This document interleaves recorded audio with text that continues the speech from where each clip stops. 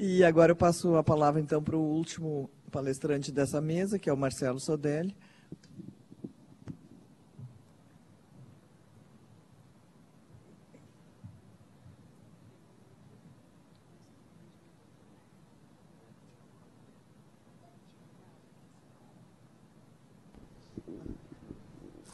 Bom dia a todos e a todas. Primeiro quero agradecer, então, ao convite. Eu mesmo que me convidei, esqueci que eu sou... É o lado positivo de ser presidente da Brand, Fátima, a gente se convida, olha que legal. Brincadeira, pessoal, só para vocês acordarem um pouco. Bom, eu pensei assim, vou fazer uma apresentação sem data show, então vou precisar da atenção de vocês assim em mim, assim, até por isso que eu fiquei de pé, para eu acordar um pouco e vocês também. Vou tentar ser breve, né, porque depois das falas, acho que as falas já foram bastante profundas, trouxeram elementos interessantes para a gente discutir, mas eu quero fazer uma fala um pouco reflexiva, então, no sentido de a gente pensar um pouco sobre a questão da prevenção, sobre a questão da educação e sobre a questão do nosso mundo. Tá? Assim, eu falo de um lugar bem específico, né? Eu sou psicólogo, eu trabalho tanto na clínica, então trabalho com pessoas que usam drogas, pessoas que têm problemas com drogas também, e pessoas que não têm problema com drogas. E trabalho na educação, então trabalho formando professores e trabalho diretamente com os alunos também. Então, toda a minha trajetória nessa área, ela foi sendo construída a partir desse recorte, que é, por um lado, no consultório, atendendo casos particulares, singulares, entendendo um pouco essa relação tão complexa entre a pessoa e a substância, e o mundo e os outros, e ao mesmo tempo trabalhando na escola, vendo essa relação no meio social. Como isso se dá, como que algo que é falado no consultório, na escola você vê que ganha outra dimensão, porque tem a questão do outro. Então, é interessante pensar que isso amplia bastante a forma de compreender a prevenção. Isso eu acho uma coisa interessante, que vai num dos pontos principais aqui da minha fala, que é falar sobre experiência. Eu quero tentar falar um pouquinho com vocês aqui, o tempo é curto, então não vai dar para a gente aprofundar tanto o que eu gostaria de fazer aqui, que é falar sobre o sentido da experiência no mundo contemporâneo, mas eu acho que em termos de prevenção, isso é algo fundamental. Eu vou contrapor um pouco um pensamento, então, em relação ao que a gente chama de educação preventiva, que é um nome mais tradicional, com aquilo que eu e outras pessoas vêm desenvolvendo, que chama ações redutoras de vulnerabilidade, que eu acho que é importante a gente conseguir entender essas diferenças. Para tanto, eu queria começar já tentando mostrar para vocês o que é ações redutoras de vulnerabilidade. Então é o seguinte, queria que todo mundo ficasse de pé agora. Fazer uma dinâmica assim, cartaz. Não, brincadeira. Vamos tirar a roupa? Não. Fica de pé.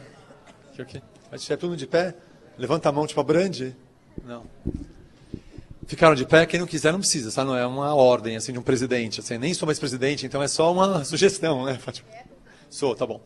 Ficar de pé, espreguiça, porque a ideia é essa. A ideia é que vocês, depois de 1 hora ouvindo as pessoas falarem, eu estava cansado ali, então vocês também. Pode falar um oizinho pro lado, tipo, você é da onde? Tá brincando? Não. Deu para expressar? Vamos sentar, né? Eu quero falar.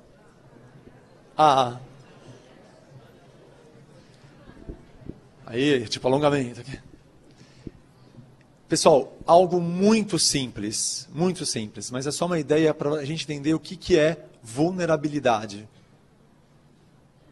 Assim, a gente está aqui ouvindo as falas profundas, difíceis, Eu tenho um professor na PUC que fala assim, pensar dói. E por isso que a gente não pensa tanto, porque dói. Então a gente meio que foge do pensar. Vocês estão pensando aqui já há 1 hora, ouvindo as falas, e cansa. E eu quero falar, vou falar, e eu quero que vocês também possam me ouvir. Então, o que eu tentei fazer agora? Tentei fazer com que vocês diminuam a vulnerabilidade em relação ao cansaço. No sentido de relaxar 10 segundos. Levantar, fiz 2 piadinhas, algumas pessoas riram, outras não, eu não sou muito bom de piada, então eu vou melhorar, prometo. Mas, já de alguma forma, já estamos agora com outro clima aqui dentro do auditório. No sentido que vocês, de fato, esticaram as pernas, tal. Então agora eu vou começar a falar com vocês e talvez aquela pessoa que está um pouco ainda, sabe, cansada, que foi ouvindo, foi pensando, foi ficando cansada, porque cansa mesmo, agora está um pouquinho mais esperta. Daí eu tenho só 15 minutos, então vai ser uma coisa rápida. Agora são 10, que ela já me cortou assim. Nossa, eu gastei 5 minutos com isso? Uau! Então eu vou ter que voar. Não faz mal. Né? Eu trabalho na perspectiva da temporalidade, então para mim o tempo está sempre colocado, não tem problema nenhum. O duro é o tempo cronos, né? Esse é o mais grave, mas não tem problema. Então é isso. Vulnerabilidade é conseguir perceber de que modo que nós estamos, né, expostos a situações que, de alguma forma, podem atrapalhar, né, o sentido das minhas escolhas. Né? E vulnerabilidade, então, tem a ver justamente com essa compreensão de que eu estou vulnerável sempre de alguma forma. Não tem nenhum momento onde eu não estou vulnerável. Né? Nessa perspectiva, está falando o seguinte, a compreensão é que o humano ele é um ser mortal. Sendo um ser mortal, ele está sempre em risco, de alguma forma. Ele está sempre vulnerável à sua condição fundamental, que é a finitude. Então, pensar em vulnerabilidade é já compreender que a nossa existência, ela já é uma existência que se dá numa travessia, numa existência que se dá por meio dessa relação com tudo que acontece e das coisas que geralmente a gente não percebe. Então, pensar em vulnerabilidade é pensar em não acabar com a vulnerabilidade, e sim reduzir vulnerabilidade. Nesse sentido, nós temos que pensar duas teses fundamentais em relação à questão do uso de drogas. A primeira, né, algo muito óbvio, né, eu vou falar coisas óbvias para vocês, mas pensando um pouquinho na questão do nosso mundo está configurado de tal forma que aquilo que é óbvio se perde. Né? O que é óbvio? As drogas existem. Óbvio. Né? O que não é tão óbvio? Que muita gente tem a ideia que nós vamos acabar com as drogas. Né? Muita gente tem a ideia que nós vamos criar um mundo onde não existam mais drogas. A tese que eu quero trabalhar com vocês aqui é uma tese muito simples. Isso é impossível. Nós não vamos acabar com as drogas. A relação do homem com as drogas é uma relação que vai ser impossível da gente acabar.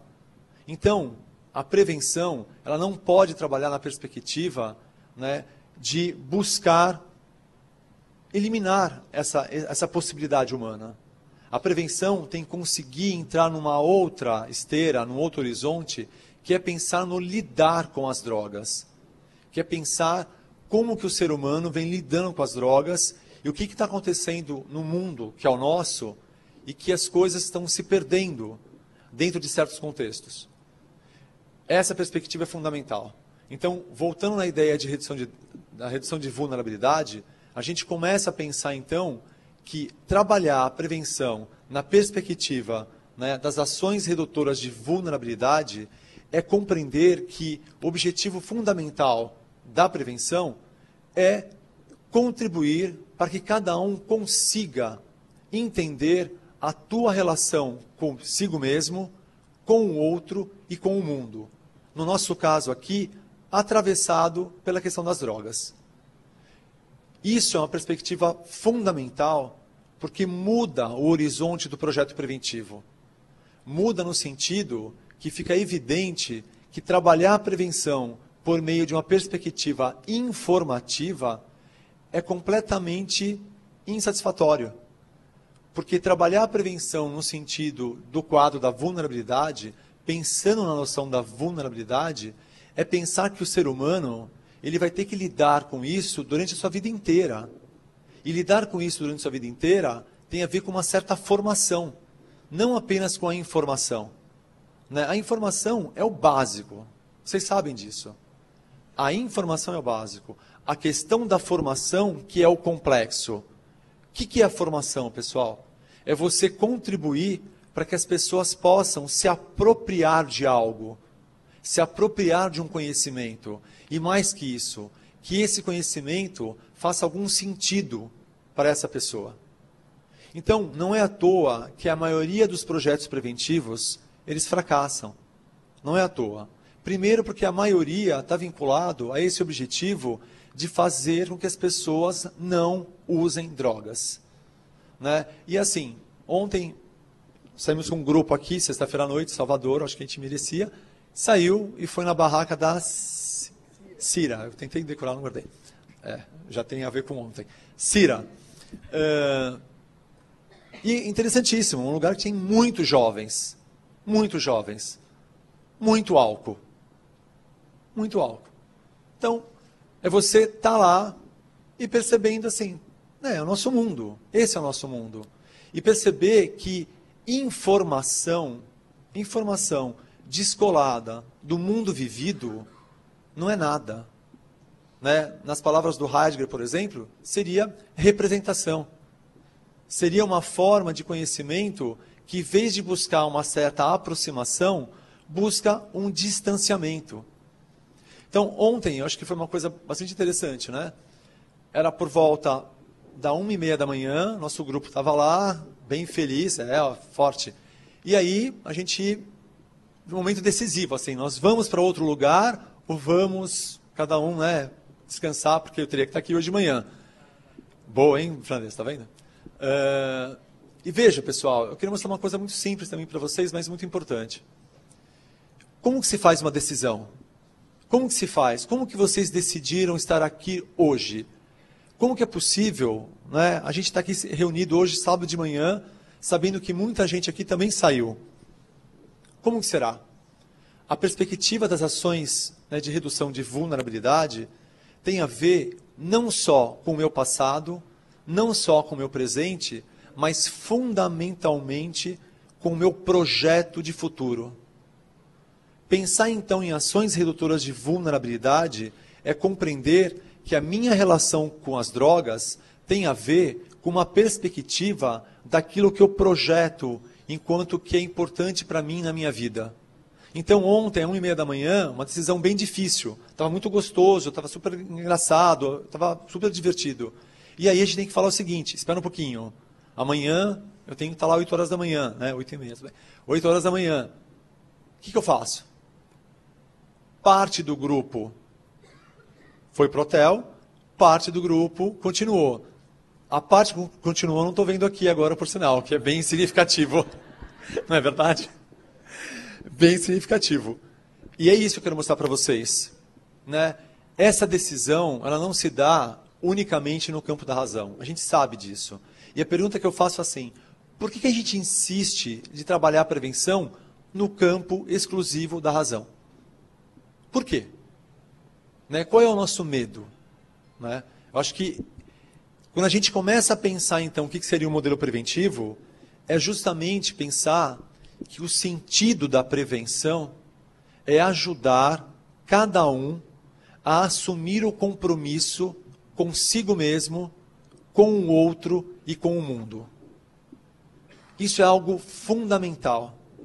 Então, pensar a prevenção a partir de técnicas, pensar a prevenção a partir, né, de tecnologias, do meu ponto de vista, pelo menos nessa direção agora que estou falando com vocês, isso não é o mais importante. O mais importante é resgatar o verdadeiro e mais autêntico sentido de educar. Né? E justamente isso é fazer com que as pessoas possam experimentar as coisas. O nosso mundo, né, no século XX, com o desenvolvimento das ciências, nós fizemos uma troca. Nós trocamos a experiência pelo experimento. Nós trocamos. E a partir daí, começa a imperar no mundo uma lógica que a gente pode chamar de um pensamento calculista. De um pensamento que tem como fundamento o cálculo. Um pensamento, então, que de alguma forma vai levando a gente numa perspectiva onde a experiência quer dizer quantidade. Só num mundo como o nosso, pessoal, existe a possibilidade de alguém sair numa noite e ficar com 15 pessoas numa balada. Né? Tirando a questão do moralismo do lado, não é isso que eu quero mostrar. Isso eu perdi essa chance quando eu era mais novo, mas tudo bem, já foi. Mas, agora ficaria meio ridículo, né? Mas, desejo, Lourdinha, desejo, a gente tem, nunca é tarde. Quero mostrar, vou finalizar, está acabando, né?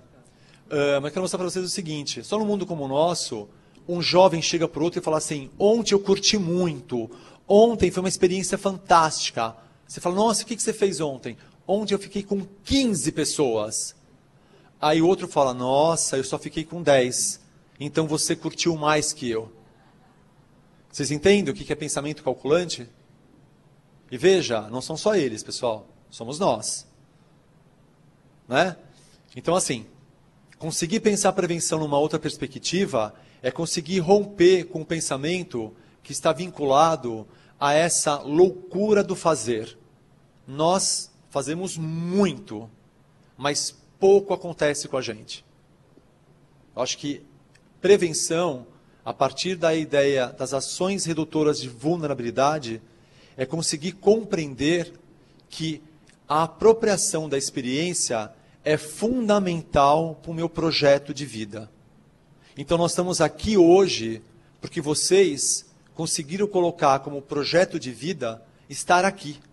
Eu estou aqui hoje com vocês porque ontem, hoje, às 1h30 da manhã, eu tomei uma decisão que era, talvez se eu sair agora, continuar com o grupo, eu não sei se eu vou chegar lá às 8 da manhã. Ou se eu chegar, eu vou chegar de uma forma bastante prejudicada. Então, decido descansar. Para finalizar, pensar em projeto de vida é algo extremamente complexo, porque não é o projeto de vida que a gente pensa, o meu projeto de vida, mas é a apropriação de uma vida que seja própria, um projeto de vida que seja autêntico. Isso quer dizer o seguinte, pessoal, um projeto de vida que seja meu. Meu. Não meu no sentido de egoísmo, não meu no sentido de desconsiderar os outros. É justamente o contrário.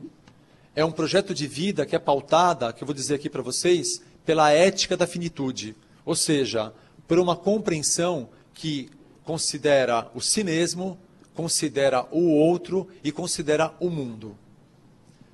Por fim, acho que tem uma passagem daquele filme 2001, Uma Odisseia no Espaço. Já assistiram? Quem não assistiu, acho que vale a pena assistir. Se abrir para a experiência desse filme é interessante. Tem um momento que é bem fundamental desse filme, que o computador, que muita gente acaba fazendo essa associação entre o ser humano e o computador.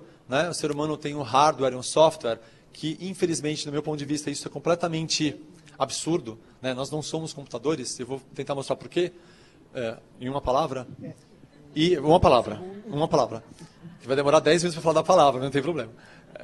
Porque a fonologia vai... Vou acabar. Justamente isso. O computador no filme, ele enlouquece.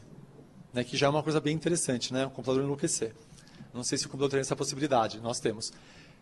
Ele fala o seguinte pro astronauta: eu posso sonhar? O computador pergunta: eu posso sonhar? E eu pergunto para vocês: nós podemos sonhar? Obrigado, pessoal. Bom, pelo menos em algum momento eu pude mandar no presidente.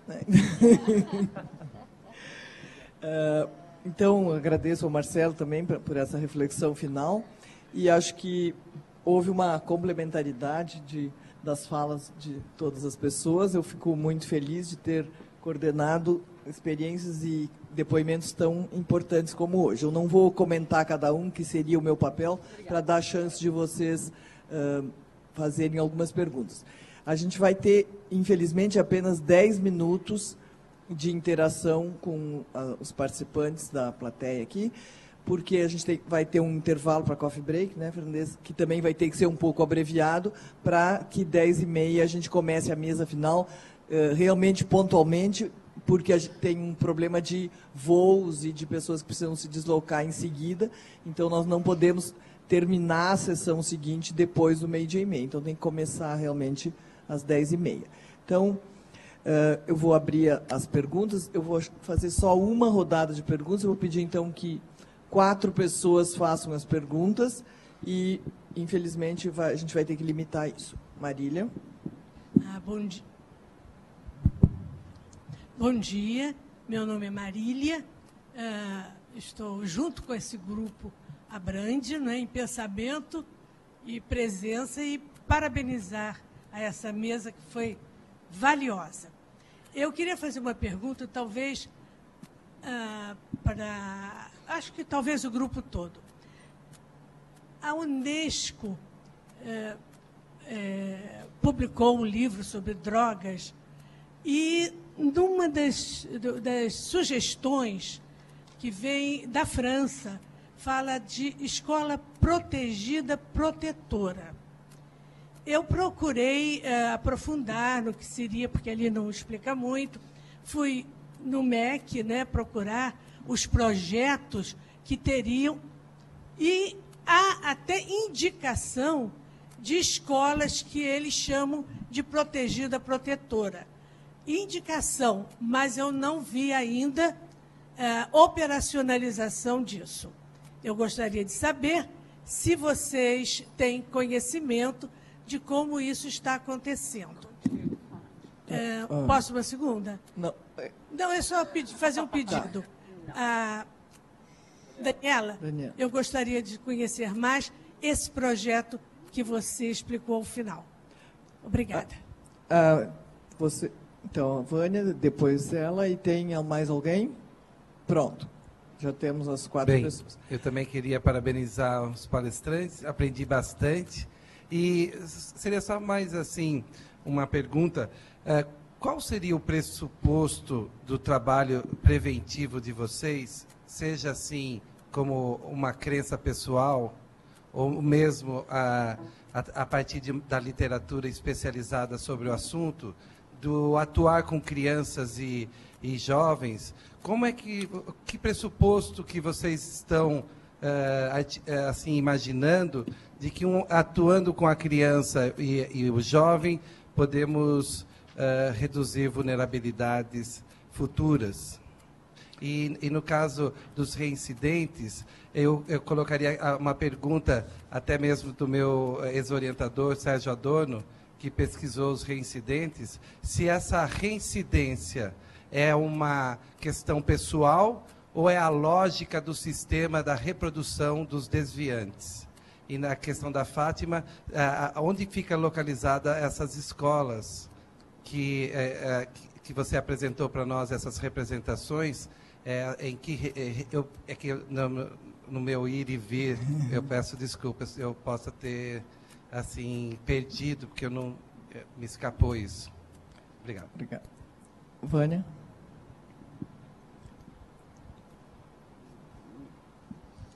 Não sei se uma pergunta, mas uma reflexão como sócia da Abrande, que eu virei agora nesse congresso. É a questão da redução de vulnerabilidade, Marcelo. Para mim, me incomodou uma mesa que traz uma questão tão séria e que nos é feito o apelo de sermos coerentes naquilo que a gente acredita.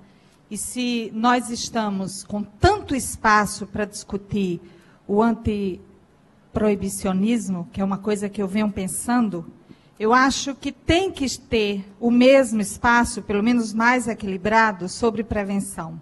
Então, é uma reflexão que eu faço, porque nós temos dois presidentes, um deixando e o presidente chegando, e eu acho que era o momento oportuno de fazer essa observação, porque achei muito interessante quando Portugal destacou que o movimento que eles fizeram foi multifatorial e tem uma relação com a prevenção muito importante. Então, na prevenção, o que eu tenho entendido, e aí eu passo à mesa a opinião, é que nós precisamos, enquanto Abrande, lembrar que extensão é a atividade que vai trabalhar a relação eu e o outro, eu e a comunidade. Então, é preciso a gente fazer um movimento para ser criado, como nós temos o Programa de Iniciação Científica à Pesquisa, que a gente também tenha um programa de iniciação à extensão. Porque na Paraíba nós fizemos uma pesquisa de extensionistas da escola fundamental e média, e é muito engraçado, a gente vai ver a extensão, mas o professor não se percebe extensionista. É como se ele estivesse deslocado. Então, eu queria ouvir a opinião da mesa sobre isso, porque pode ser um caminho muito interessante. Ali, ó. Depois é você. É que o Fernandes pulou aqui, eu mando no presidente da Abrande, mas não no presidente do Congresso. Ele pulou na frente. Bom dia, eu sou Rosane, pesquisadora de Goiás, e eu tenho 2 perguntas para fazer e uma solicitação. A solicitação é para a professora Fátima, para saber se é possível disponibilizar esse material sobre esses 2 doutorados e esses mestrados, para que a gente possa pensar junto com os grupos em Goiânia essa revisão de literatura que é tão nova agora e que a gente pode incorporar nos nossos estudos. A segunda é para a professora Andréia, porque numa das lâminas estava descrito adolescentes entre 12 e 22 anos. Na verdade, se a gente for pensar do ponto de vista das ciências médicas, 12 a 18. Se a gente for pensar sociologicamente, a gente pensa em jovens entre 15 e 29. Então, eu fiquei pensando se foi um número específico que foi buscado e aí buscou-se adolescentes depois, ou se era qualquer outra coisa que eu não consegui compreender. A terceira para o professor Marcelo, eu também trabalho com formação de professores. E quando a gente começa a discutir questões que são polêmicas na escola, como violência, como drogas que ocorrem no interior das escolas, a tentativa inicial é de uma vivência com esses professores. E a sensação que a gente tem, e eu não acho que é uma sensação equivocada, porque é uma sensação compartilhada entre outros pesquisadores, é que os próprios professores já se perderam no processo. Então, eles também não sabem muito bem quem são, não sabem muito bem o que estão fazendo ali e não têm uma noção clara dessa responsabilidade, dessa autoridade, que aí você citou o seu campo de conhecimento na área da fenomenologia, que é Heidegger, e a gente trabalha com a ideia arendtiana, né, de Hannah Arendt, que é aquele sujeito que, sendo educador, apresenta o mundo ao sujeito, reconhece esse mundo do sujeito como também um mundo seu e se responsabiliza por esse mundo que é conjunto e que é coletivo. Então, na experiência que a gente tem, pelo menos nas escolas que a gente tem trabalhado, é que muitas vezes esse professor precisa retomar a sua condição humana antes de pensar na possibilidade de ser um multiplicador por excelência. A última pergunta, que da nossa colega. Ali, ó.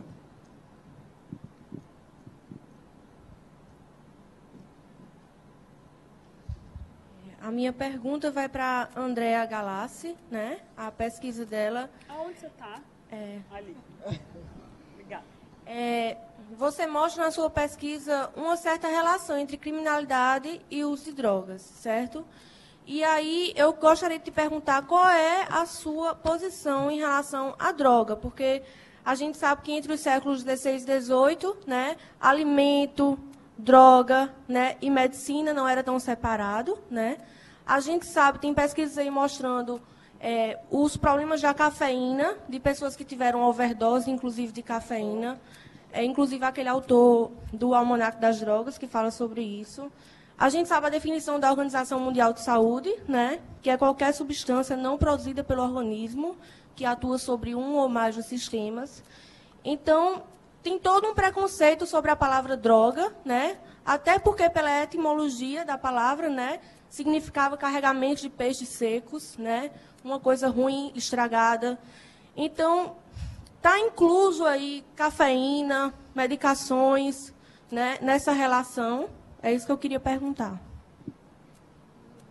Bom, então, infelizmente a gente não tem mais espaço para outras perguntas, mas acho que durante o intervalo a gente pode, todos nós podemos conversar sobre o assunto. Eu vou pedir, então, que cada um da mesa responda aquilo que é pertinente à sua área ou à sua apresentação e que, por favor, assim, as pessoas, se alguém já respondeu, não precisa todos responderem a mesma questão, a menos que tenha dados novos a contribuir para a gente não se estender demais. E já adiantando o que a Vânia falou, eu partilho totalmente da sua ideia de que a gente tem que dar maior espaço para a discussão dessas questões, e eu acho que é uma questão que eu, como educadora, tenho também trabalhado muito, e acho que a Abrande já avançou bastante nesse sentido. Mas nós precisamos, está óbvio aqui, de mais tempo para discutir as questões relacionadas à educação e à prevenção. Então, vamos seguir a ordem aqui da mesa para ser mais simples. E eu peço, assim, então, o máximo de síntese de cada um. Obrigada. Bom, então, conte com a minha síntese, eu vou responder mais fácil. A pergunta que você fez, você de Goiás, eu esqueci seu nome, desculpa. Rosana. Na verdade, a amostra. As meninas tinham 12 a 22 anos. Então, assim, não era o conceito de adolescentes. Eram as meninas que estavam internadas, que tinham de 12 a 22 anos. Então, tinha aquelas que passavam de 18, mas que permaneciam. Então, era isso, não é o conceito de... Tá? Aí a pergunta do meu colega aqui, com relação à reincidência, com uma questão pessoal, uma lógica da produção de desviantes, né? Bom, eu penso assim, do que eu venho, né, assim, olhando para essa perspectiva da questão dessas adolescentes, da vulnerabilidade, eu penso que a gente, assim, que de uma forma bem imediata, o que essa pesquisa demonstrou é assim, uma violação do direito fundamental do que a gente tem como um fator de proteção, um fator de prevenção em que a gente está discutindo nessa mesa, que é a questão da educação e do cuidado familiar. Então, a gente tem isso, e aí a gente remete essa reflexão para tentar responder essa pergunta dentro de um contexto de muita desigualdade e diversidade. Acho que quando o Marcelo conclui, né, de uma forma mais teórica e reflexiva essa mesa, acho que tem algumas coisas que fazem sentido na medida em que a gente começa a pensar de onde a gente está falando hoje, né, de um contexto em que a gente tem uma diversidade e uma desigualdade muito grande, em que isso provoca alguns comportamentos ou alguns conceitos dentro dos adolescentes e que isso não encontra respaldo ou impacto no contexto familiar e no contexto escolar, por exemplo.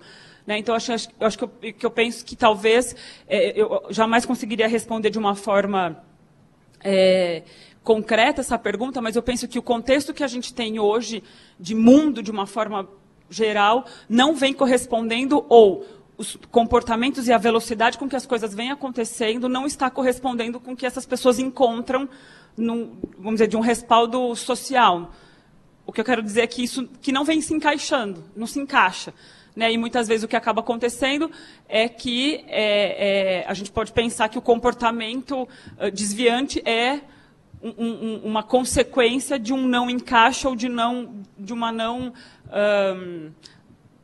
não encontro de algo que possa corresponder a esse anseio ou essa sede desses adolescentes. É alguma coisa, enfim, é alguma coisa para pensar, óbvio que não tem uma resposta, mas eu acho que tem muita relação com a questão da vulnerabilidade relacionada a essas desigualdades e um não encontro de um não encaixe dessas novas demandas da juventude. E aí, por último, respondendo a colega ali atrás, eu acho que você pergunta, né, da minha posição, eu penso que, como eu falei no começo da apresentação, acho que a gente vem numa discussão da relação da drogas, como a própria Vânia colocou agora, de discutir regulação ou discutir descriminalização. Eu penso que esse trabalho que eu venho me dedicando ultimamente a refletir, eu acho que a gente tem um grande, assim, acho que uma grande questão para ser enfrentada, que é a discussão da regulação do uso de drogas no Brasil, tentando encontrar algumas respostas para, por exemplo, esse tipo de amostra que coloca a relação do encarceramento ou do cumprimento de medida socioeducativa de adolescentes que têm o uso de drogas como um problema. Enfim, eu penso que a gente tem que pensar sobre isso. Eu acho que a gente tem uma mesa na sequência que talvez possa ser possível refletir algumas coisas assim, mas assim, o meu posicionamento é que a gente tem que discutir isso, a regulação do uso de substâncias. Né, uma vez que o que as pessoas sofrem, assim, que essas adolescentes, por exemplo, estão dentro dessa internação, cumprindo essa medida, por conta, por exemplo, de uso de substância ou porte de substância, o efeito da internação é muito pior do que se ela tivesse num outro espaço em que ela pudesse ser cuidada ou que ela pudesse ser atendida na necessidade que ela tem. Então, esse é o meu posicionamento. Nossa, dá para ficar aqui mais um congresso inteiro, né? Bom, primeiro mais fácil. Sobre indicações para a colega de Goiânia, inclusive vou estar lá daqui 2 semanas, né, no CRR, que a Tânia coordena. Esse nosso trabalho todo de pesquisa está disponível no site da CAPES, né? São teses de mestrado e doutorado, depois eu posso passar o nome completo para vocês, inclusive está no slide e eu posso deixar uma cópia, não tem problema. E está saindo, inclusive, um artigo novo agora sobre a tese da Sandreni, essa tese numa escola de periferia, exatamente aprofundando essa dimensão e chama Drogas e Tráfico no Contexto Escolar, a busca da autoridade perdida. Então, eu acho que é mais fácil, talvez, a gente pessoalmente trocar essas informações, né, de referência, e eu fico disponível para a gente continuar conversando. A gente está pertinho, né? Goiânia é pertinho e a gente está muito junto. Marília, né? Escola protetora e escola protegida. Eu acho que tem 2 questões. Uma é como é que isso está na política nacional, no Ministério da Educação, né? Porque foi um grande projeto e ainda existe esse trabalho que chama A Escola que Protege.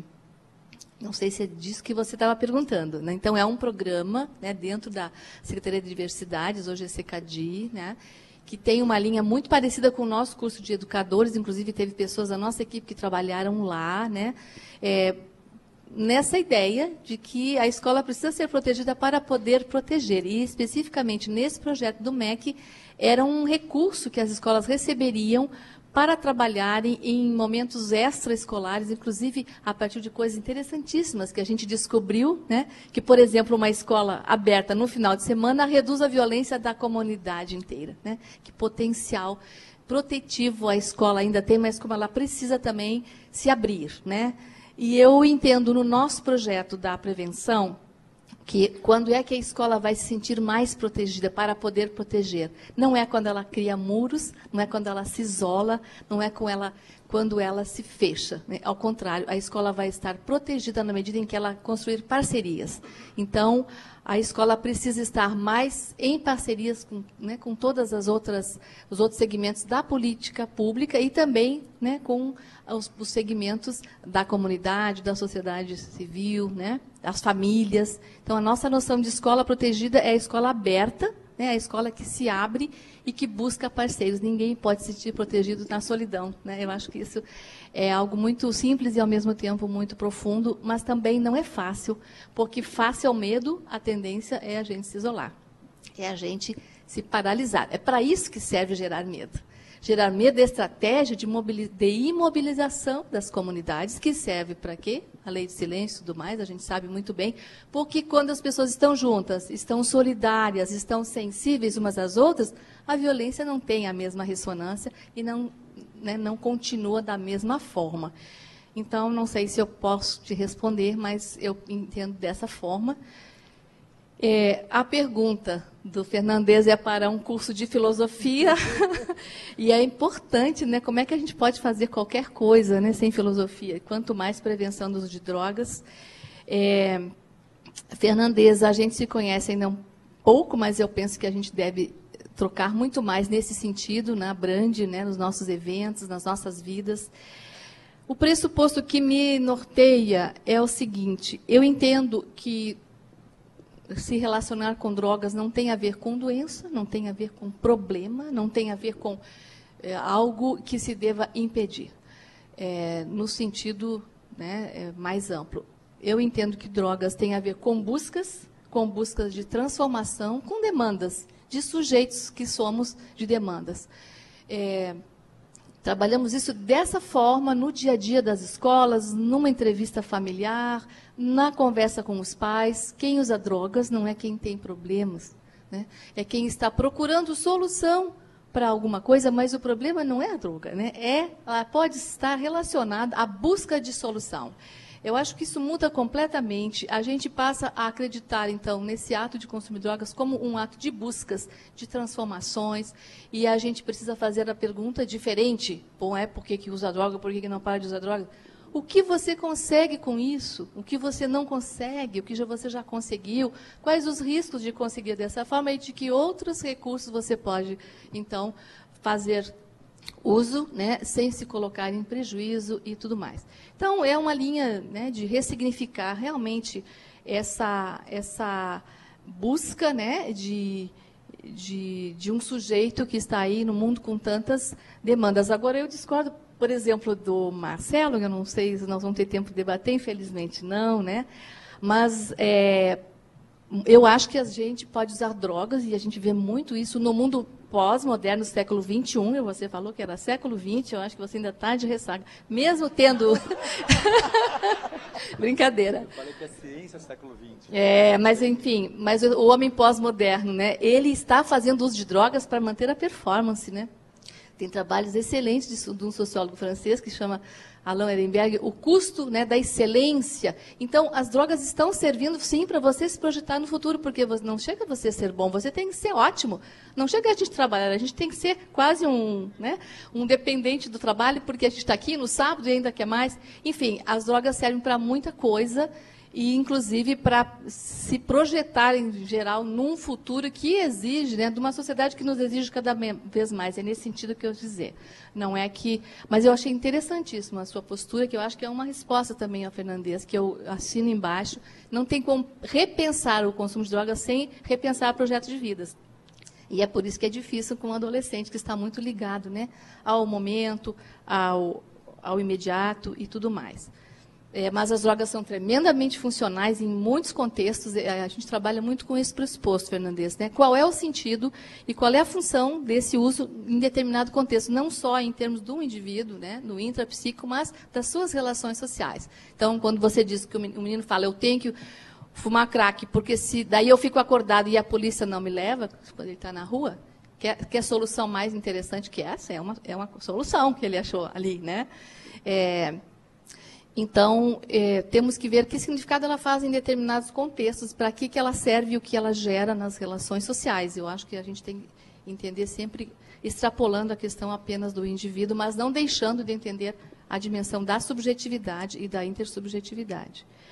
Bom, para não incompridar muito, a Vânia, né, trouxe um apelo, uma crítica. Vânia, nossa...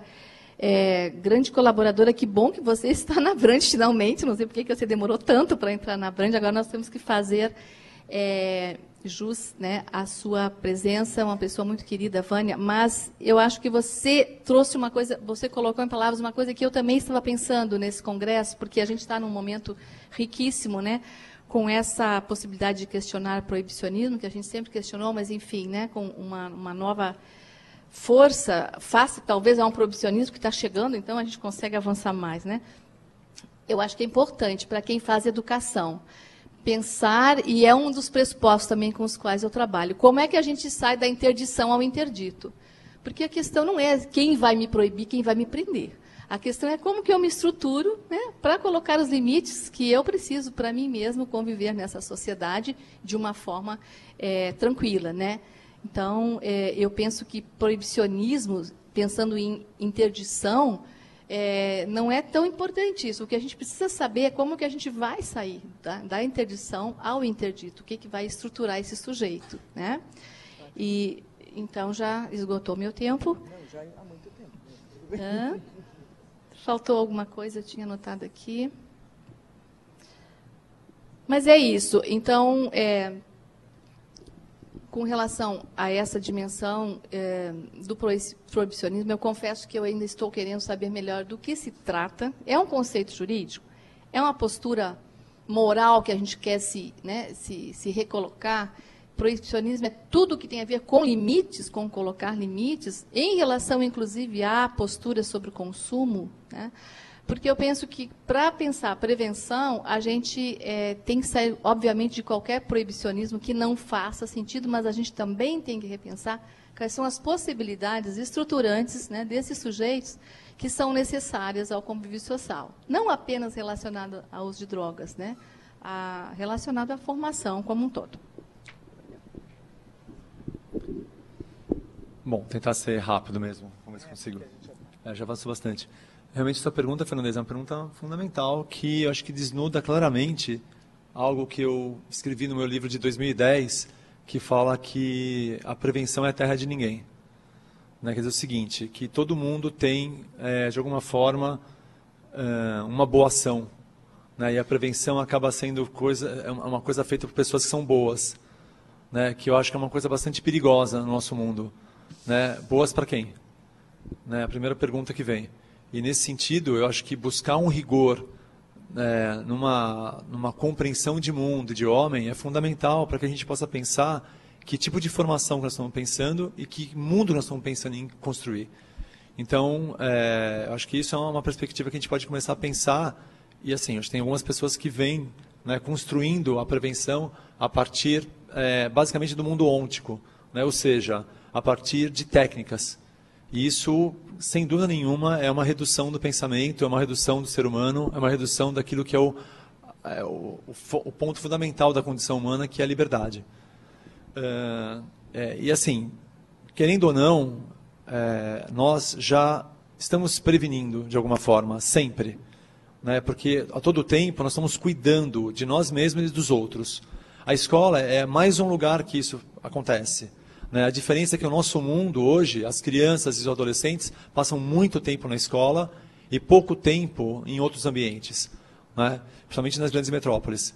Então, assim, pensar em ações preventivas em escola é justamente você rever qual é o sentido de educar, que ele já se perdeu faz muito tempo. Né? Numa escola pública, possivelmente o sentido de educar é você formar trabalhadores. Numa escola privada, o sentido de educar é você formar vestibulandos. Então, quando você pensa a escola e a educação a partir dessas duas perspectivas, não cabe prevenção. Né? E aí eu acho que isso se liga à pergunta da Vânia, que tenha isso, que traz justamente essa ideia. Né? Como que se pensa a questão da prevenção e como que se pode aproximar, por exemplo, a universidade à escola? Eu acho que tem aí uma questão fundamental, que é pensar assim, talvez o professor é o alvo, né, preferido de todos os profissionais. Né? E eu acho uma coisa importante a gente pensar, tomar um certo cuidado. Assim. É muito comum a gente ir para a escola e tentar falar para o educador o que ele tem que fazer. Isso é uma coisa muito grave. Porque eu imagino nós, psicólogos, se tivesse um educador falar para a gente o que a gente tem que fazer como clínico, por exemplo. Né? A gente não ia nem ouvir, como qualquer outra área. Então, assim, não estou dizendo que não possa ser feito isso, uma discussão, mas tomar um certo cuidado. Né? Até porque a escola ela foi, de alguma forma, assumindo tarefas que não foi o professor que pediu para assumir. Né? Nós fomos dando essas tarefas. E a gente vai exigindo que a escola dê conta de tudo. Né? Tem uma fala muito engraçada que é a mãe escreve para a professora: olha, o meu filho não sabe ler, meu filho não sabe escrever, eu queria que você fizesse as coisas direito aí na escola. A professora responde: seu filho é mal educado, seu filho não respeita regras, eu queria que você soubesse educar ele também. E aí é isso, né? É compreender um pouco o que é a educação. A educação não está vinculada só ao aspecto formal, está vinculada à nossa relação com o mundo.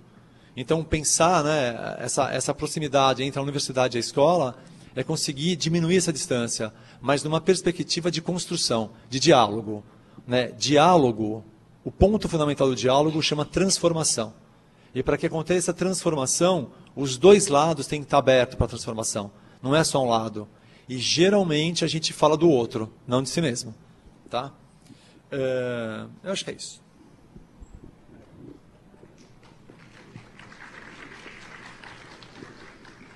Eu vou tentar ser um pouco mais breve para poder avançarmos para a próxima mesa. E as inquietações do Fernandes também são minhas inquietações, porque trabalhar na prevenção em um país tão complexo quanto o Brasil, com diversos apelos, né?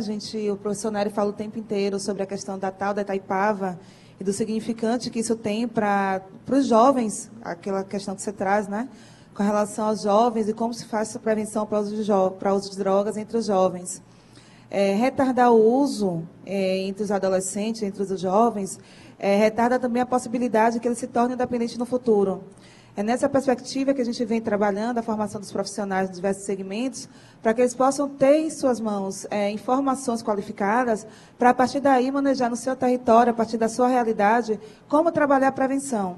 Nós sabemos que tem inúmeras ações de prevenção, e cada uma, como foi trazido agora, pautada na bondade, né? Então, eu acho que é bom fazer a prevenção a partir do meu pressuposto e cada um tem a sua própria realidade. Não necessariamente baseada em evidências, como essa expectativa que nós temos agora do projeto junto ao Ministério da Saúde, e que não é somente baseada em evidências, é baseada em evidências e apropriadas pelo Brasil. Então, o que é próprio da realidade do Uruguai, por exemplo, eu tive a possibilidade de conhecer a realidade do Uruguai, não pode ser adaptado de uma forma tão direcionada para o Brasil. Tem outras características, outras peculiaridades que precisam ser dimensionadas na hora da aplicação aqui no nosso território. Então, era isso que eu queria trazer de contribuição. Oi. Então, para encerrar, inicialmente para a Marília, né, que me pergunta sobre este projeto, já foi mencionado um pouco aqui, é um projeto que está sendo realizado pela Saúde Mental do Ministério da Saúde, em parceria com o NODC, com o Escritório das Nações Unidas para Drogas e Crimes, e apoiado pela Senad, por um conjunto de outras, pelo Gabinete da Presidência da República, como uma ação prioritária do Plano CRAC. Então, a gente está trabalhando com alguns projetos internacionais que têm um grande indicador de evidência, né, de efetividade, e estamos fazendo todo um processo de adaptação transcultural, de adaptação à realidade brasileira bastante criteriosa, né, então, esse projeto ele tem dois braços, um braço de implantação, que é a implantação nas escolas brasileiras, e um braço de avaliação que está sendo feito por algumas universidades. Quem está coordenando essa parte da avaliação é a Unifesp, a Universidade Federal de São Paulo, com o CEBRID. E aí a Universidade Federal de Santa Catarina, que é parceira deste projeto, né? E a gente, então, está fazendo a implantação, por enquanto, num piloto, São Paulo e Santa Catarina. São Paulo, São Bernardo, Florianópolis e Tubarão. Ano que vem nós vamos ampliar e vamos fazer um estudo randomizado em 8 estados brasileiros, de diferentes regiões, para pegar realmente as questões regionais e as diferenças regionais, etc. Na implantação são 3 metodologias, por enquanto, uma metodologia para séries iniciais, uma metodologia para séries finais do ensino fundamental, e uma metodologia que é para famílias, que está sendo feita em parceria com o Ministério do Desenvolvimento Social, porque ele vai ser aplicado pelos CRAS. Bem, é um projeto piloto, né, como eu falei, a gente está ainda analisando, já tem alguns resultados muito interessantes, não temos tempo aqui, inclusive da tentativa de aplicar, já começa a aparecer dados da realidade brasileira muito interessantes. Por exemplo, só um para encerrar. No questionário que a gente aplica, o pré e o pós-teste, tem um código secreto que eles têm que responder para não serem identificados. E tem uma pergunta que é sobre o nome da avó paterna. 80% não respondeu. Isso é um indicador sociológico para nós. Sabe? É uma coisa muito interessante. Nome da avó paterna não se sabia. Então, isso é um indicador sociológico sobre a nossa cultura e a constituição da nossa família na contemporaneidade. Então, a gente tem refletido um pouco sobre o que esses dados têm nos dado para a gente readequar para a nossa situação e nossa condição. E, rapidamente, assim, para o Fernandes, para fechar, né, já estamos super atrasados, pressupostos de prevenção, acho que tem algumas coisas fundamentais, né? Eu entendo que um bom projeto preventivo ele tem que caminhar hoje cada vez mais na direção da promoção de saúde, porque um projeto preventivo que não trabalhe com as determinantes dos processos de saúde, ele não vai estar mexendo onde ele tem que mexer, né? Segunda coisa, educação em saúde. Você tem que trabalhar com a educação crítica, com a formação de um sujeito crítico que pense sobre a sua vida, sobre a sua história. E indo na direção, então, do que seria o terceiro pressuposto para mim, é um pouco do que o Marcelo já falava, redução de risco ou de vulnerabilidade, aqui tem uma questão conceitual que não vale a pena aprofundar, mas redução de risco ou de vulnerabilidade, né, que eu acho que é uma questão crucial aí. Obrigada. Bom, então eu agradeço a todas as pessoas da mesa e a todos que participaram e já lanço aqui um manifesto pró-Congresso 2015 em Brasília, um espaço maior para questões relacionadas à educação e à prevenção. Posso fazer só uma propaganda? Pessoal, nós lá na UFSC estamos organizando, também com várias parcerias, inclusive da Brand, um congresso, provavelmente no segundo semestre, novembro ou setembro, a gente está definindo ainda a data, sobre pesquisa em prevenção. Então, quem tiver interessado nessa temática vai ser convidado aí, através da Brand aí, a estar participando. Obrigada.